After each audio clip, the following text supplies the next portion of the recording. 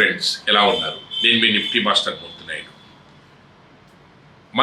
మన పోర్ట్ఫోలియోలో చాలా వరకు మంచి స్టాక్స్ అంటే పెద్ద ఇన్వెస్ట్మెంట్తో ఉన్నటువంటి పెద్ద క్యాపిటలైజేషన్ ఉన్నటువంటి కంపెనీస్లో ఇన్వెస్ట్ చేసుకోవడానికి ఇంట్రెస్ట్ చూపిస్తూ ఉంటాం. అంటే సుమారుగా లార్జ్ క్యాప్ స్టాక్స్లోనే ఎక్కువగా మనం ఇన్వెస్ట్ చేయడానికి ఇంట్రెస్ట్ చూపిస్తూ ఉంటాం. యాక్చువల్గా లార్జ్ క్యాప్లోనే పెట్టుకోవాలా, మిడ్ క్యాప్లోనో స్మాల్ క్యాప్లో పెట్టుకోవచ్చా అన్నదానికి క్వశ్చన్ మనకు వస్తే, కంపెనీని సెలెక్ట్ చేసుకునే విధానాన్ని బట్టి మన మిడ్ క్యాప్ కూడా అద్భుతమైన రిజల్ట్ ఇస్తున్నాయి, స్మాల్ క్యాప్ కూడా కొన్ని స్టాక్స్ చాలా మంచి రిజల్ట్ ఇస్తున్నాయి.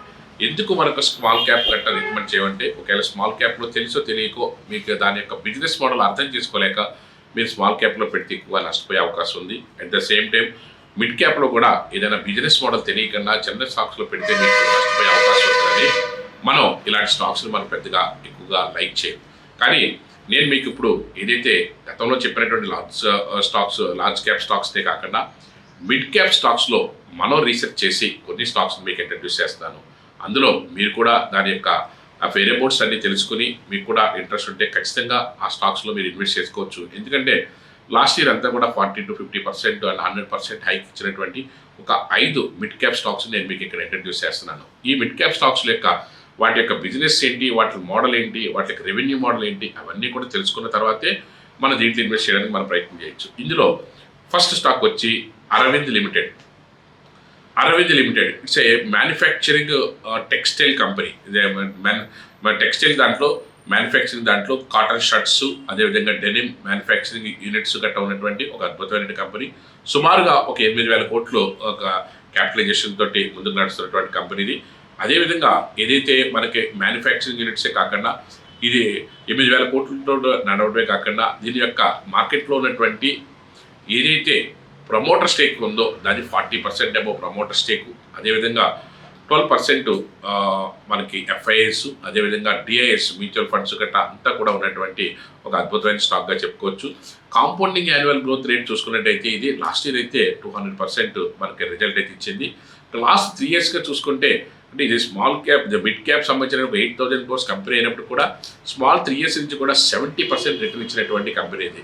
ఇది ఏదైతే మ్యానుఫ్యాక్చరింగ్ యూనిట్ అన్నది, టెక్స్టైల్ మ్యానుఫ్యాక్చరింగ్ అన్నది మెజారిటీ ఆఫ్ ద ఆ బిజినెస్గా మనం తీసుకోవచ్చు. దీంట్లోనూ 80% అబౌవ్ ద టెక్స్టైల్ మ్యానుఫ్యాక్చరింగ్ దాంట్లో తీసుకోవచ్చు. దీనికి ఏదైతే గ్లోబల్ ప్రజెన్స్ కూడా బాగా ఉంది. ఏదైతే 49% మన ఇండియాలో రెవెన్యూ వస్తుంది, 51% మాత్రం దీని యొక్క రెవెన్యూ అంతా కూడాను other countries, US, UK, European countries దగ్గర నుంచి, యూరోపియన్ యూనియన్ దగ్గర నుంచి కూడా 51% రెవెన్యూ వస్తున్నటువంటి ఒక మ్యానుఫ్యాక్చరింగ్ కంపెనీ. సుమారుగా 8 decades, ఒక 80 సంవత్సరాల నుంచి 80 సంవత్సరాలు పైబడినటువంటి ఒక అద్భుతమైనటువంటి ఒక మ్యానుఫ్యాక్చరింగ్ యూనిట్ ఇది. దీని రెవెన్యూ మోడలే కాకుండా దీన్ని చూసుకున్నట్టయితే 9 ఏరియాస్లో ఈ మ్యానుఫ్యాక్చరింగ్ ఫెసిలిటీస్ ఉన్నాయి. అట్ ద సేమ్ టైం 3 స్టేట్స్లో, అదేవిధంగా గుజరాత్ కానీ, కర్ణాటక కానీ, మహారాష్ట్ర కానీ, ఇక్కడ నేను మీకు డిస్ప్లేలో చూపిస్తున్న విధంగా ఈ దీనికి సంబంధించినటువంటి మ్యానుఫ్యాక్చరింగ్ యూనిట్స్ 9 ప్లేసెస్లో 3 స్టేట్స్లో ఎస్టాబ్లిష్ అయ్యి ఉంది. అట్ ద సేమ్ టైం దీంట్లో మనం ఎందుకు ఇన్వెస్ట్ చేయాలి అన్న దానికి సంబంధించిన పాజిటివ్ పాయింట్స్ అన్ని కూడా నేను మీకు ఇక్కడ డీటెయిల్గా చూపిస్తున్నాను. అట్ ద సేమ్ టైం మార్కెట్లో దీనికి టెక్నికల్స్లో హై వాలిటీ ఏదైతే ఉన్నదో, హై క్వాలిటీగా టెక్నికల్స్లోనూ హై రికమెండెడ్గా ఉన్నటువంటి స్టాక్ ఇది. అదేవిధంగా ఆర్ఓసి కూడా మనకు అద్భుతంగా చూపిస్తున్నటువంటి కంపెనీ. ఇలాంటి స్టాక్స్లో మనకి మిడ్ క్యాప్ అయినప్పుడు కూడా గత చరిత్ర చూసుకుంటే, స్టాక్స్ యొక్క చరిత్ర చూసుకుంటే అద్భుతంగా రిటర్న్స్ తీసుకునేటువంటి company.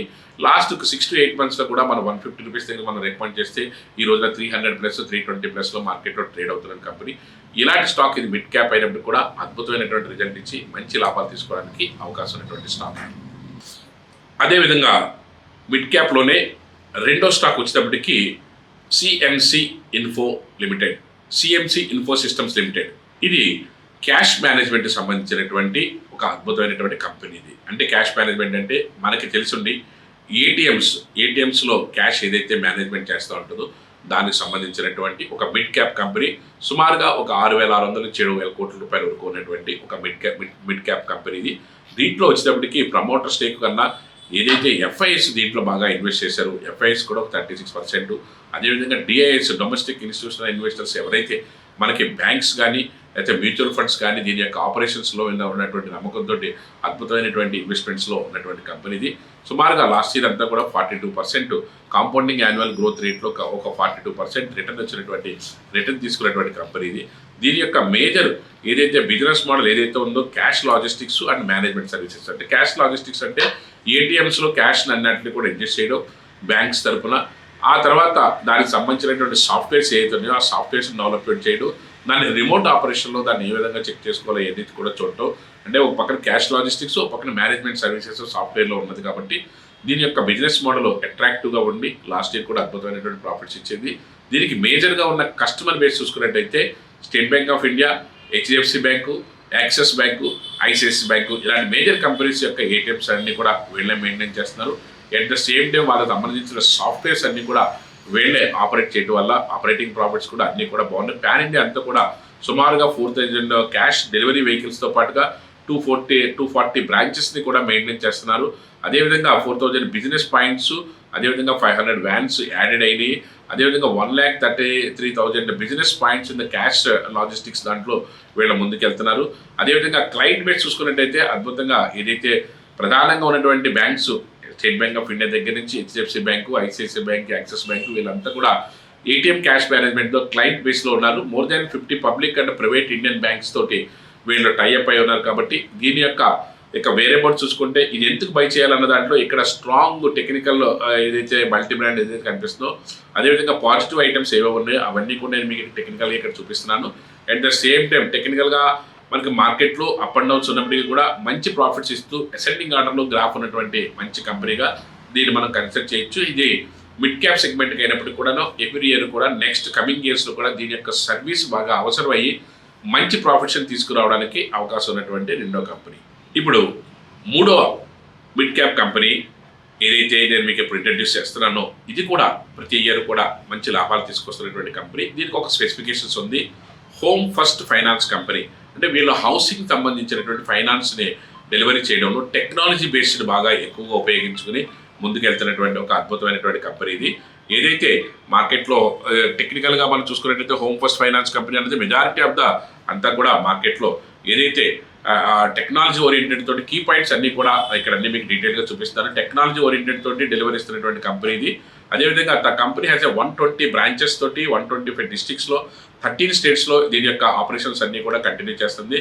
Majority of the Gujarat and Maharashtra, Karnataka, తమిళనాడులో దీని ఆపరేషన్స్ ఎక్కువగా ఉన్నాయి.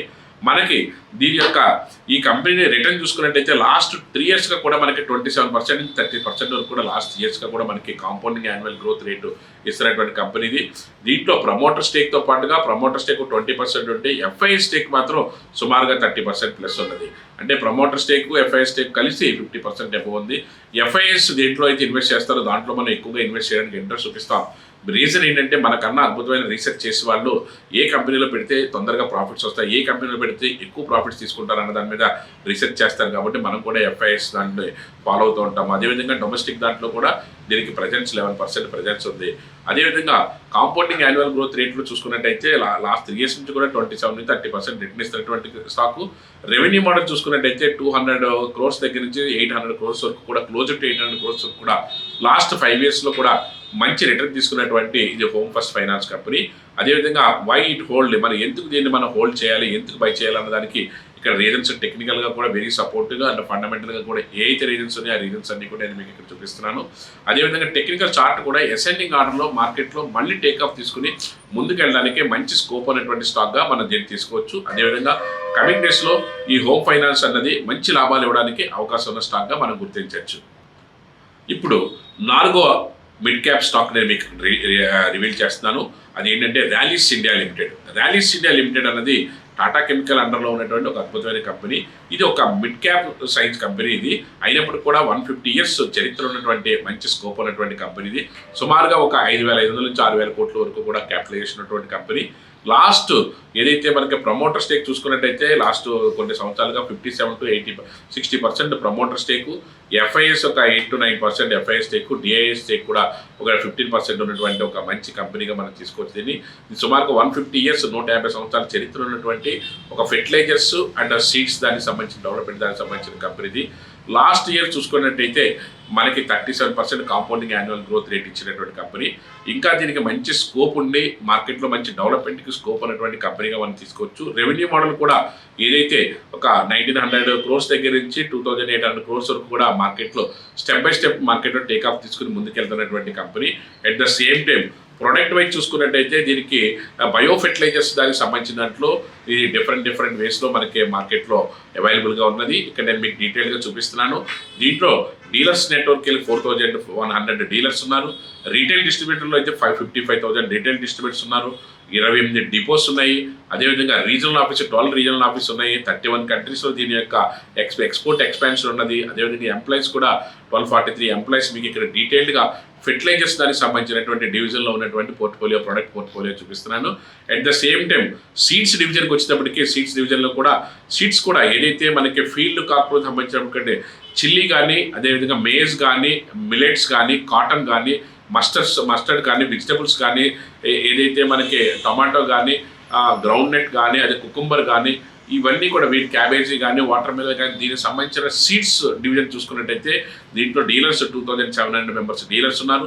38,000 మెంబర్స్ ఏదైతే రీటైల్ అవుట్లెట్స్ ఉన్నాయి వీళ్ళకి డిస్ట్రిబ్యూటర్స్ ఉన్నారు. 21 డిపోస్ ఉన్నాయి. Regional office 4 regional offices. ఇక్కడ మీకు నేను చూపిస్తున్నట్టుగా 473 మెంబర్స్ ఎంప్లాయీస్ కూడా ఈ సీడ్ డివిజన్లో కూడా పనిచేస్తున్నారు. ఇది మంచి ఒక 150 ఇయర్స్ చరిత్ర ఉన్నటువంటి ఒక అద్భుతమైనటువంటి ఫెర్టిలైజర్స్ అండ్ సీడ్స్ సంబంధించినటువంటి కంపెనీ.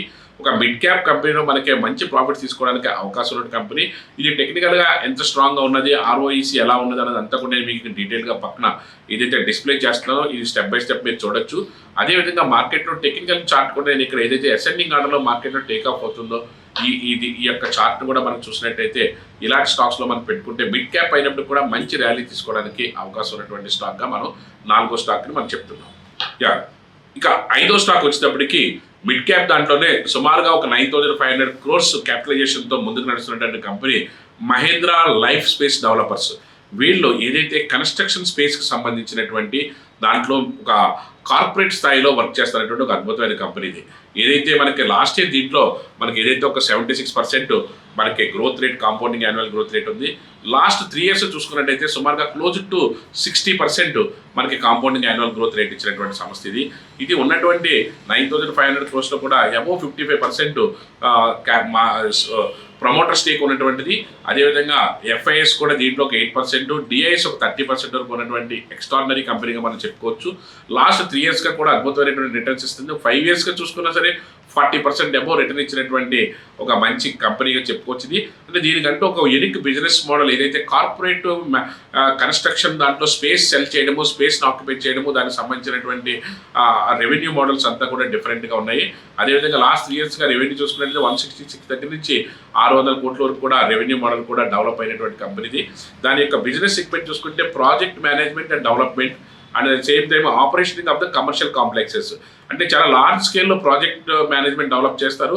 అదేవిధంగా లార్జ్ స్కేల్లో ఏదైతే ఆపరేటింగ్ కమర్షియల్ కాంప్లెక్స్ని కూడా ఆపరేట్ చేస్తూ ఉంటారు. Focusing on the company considered in the metropolitan సిటీస్లో Mumbai, Pune, Bengaluru and the prime area of the మార్కెట్స్లోనే వీళ్ళంతా సెగ్మెంట్స్ అన్ని కూడా కంపెనీ అంతా కూడా డెవలప్ అయి ఉంటుంది.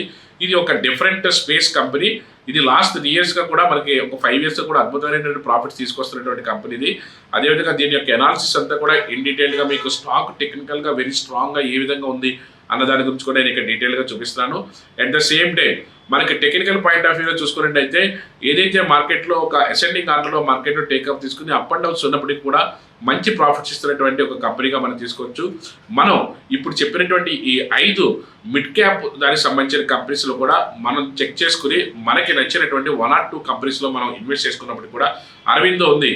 లాస్ట్ 8 decades 80 సంవత్సరాలు పైబడినటువంటి కంపెనీ అద్భుతమైనటువంటి ప్రాఫిట్స్ ఇస్తుంది. అదేవిధంగా మనకి ర్యాలీస్ ఇండియా ఉన్నది. సుమారుగా 150 సంవత్సరాల నుంచి టాటా గ్రూప్లోనూ ఒక టాటా కెమికల్స్ అంటలో ఉన్నటువంటి ఒక అద్భుతమైన కంపెనీ. ఇవి కంపెనీస్ ఏదైతే మిడ్ క్యాప్లో ఉన్నప్పటికీ కూడా అద్భుతమైనటువంటి నెట్వర్క్ ఉండి అదేవిధంగా మంచి ట్రాక్ రికార్డ్ ఉన్నటువంటి కంపెనీస్. ఈ మిడ్ క్యాప్ కంపెనీస్ అయినప్పుడు కూడా మంచి రిటర్న్స్ ఇస్తున్నటువంటి కంపెనీస్. అదేవిధంగా మహేంద్ర ఏదైతే స్పేస్ కంపెనీ ఏదైతే ఉన్నదో ఇది కూడా ఒక యూనిక్ బిజినెస్ని ఒక కార్పొరేట్ ఆఫీసు సెల్లింగ్ స్పేస్ని కట్ట తీసుకుని దానికి ప్రాజెక్ట్ మేనేజ్మెంట్ అదేవిధంగా కార్పొరేట్ రెంటల్ దానికి సంబంధించిన దాంట్లో అద్భుతమైనటువంటి బిజినెస్ చేస్తున్నటువంటి కంపెనీస్. మనం దీని మీద రీసెర్చ్ చేసి వీటిలో మనకి ఇన్వెస్ట్మెంట్కి పెట్టుకునే స్కోప్ ఉంది కాబట్టి మన యొక్క పోర్ట్ఫోలియో ఈ విధంగా కూడా డెవలప్ చేసుకుంటే అంటే ఒక్కొక్కరికి ఒక్కొక్క రకమైన ఇంట్రెస్ట్ ఉంటుంది. కొంతమంది ఓన్లీ లార్జ్ క్యాప్స్లో పెట్టుకుంటారు, కొంతమంది ఓన్లీ డివిడెండ్ ఓరియంటెడ్ దాంట్లో పెట్టుకుంటారు. కొద్దిగా మోడరేట్ రిస్క్ చేయగలిగితే మిడ్ క్యాప్లో కానీ స్మాల్ క్యాప్లో కానీ ఆ కంపెనీస్ యొక్క బిజినెస్ ఆపరేషన్ తెలుసుకుని కానీ దాంట్లో పెట్టుకున్నట్టయితే అద్భుతమైన ప్రాఫిట్స్ వచ్చే అవకాశం అయితే ఎక్కువగా ఉంటుంది. Thank you.